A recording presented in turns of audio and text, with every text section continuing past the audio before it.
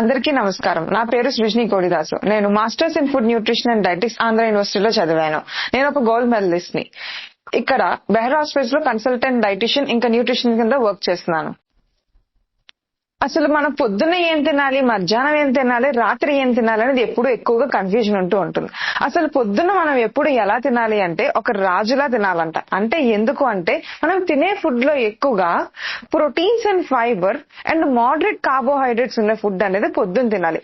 మరి ఎందుకు high carbohydrates వద్దు అంటున్నాను అంటే ఎప్పుడైతే మీరు హైయర్ కార్బోహైడ్రేట్స్ ఫుడ్ తిని తక్కువ ప్రోటీన్ ఇంకా తక్కువ ఫైబర్ తీసుకుంటున్నారో మన వర్క్ ప్లేస్ లో గానీ ఇంకేదైనా పని చేసేటప్పుడు నిద్ర వస్తూ ఉంటుంది. ఎందుకంటే అది కార్బోహైడ్రేట్స్ లెవెల్స్ అనేవి మనకేం చేస్తాయంటే గ్లూకోజ్ లెవెల్స్ ని బాగా పెంచేసి మనకేంటంటే బాగా పడుకునేలా చేస్తూ ఉంటుంది అనమాట.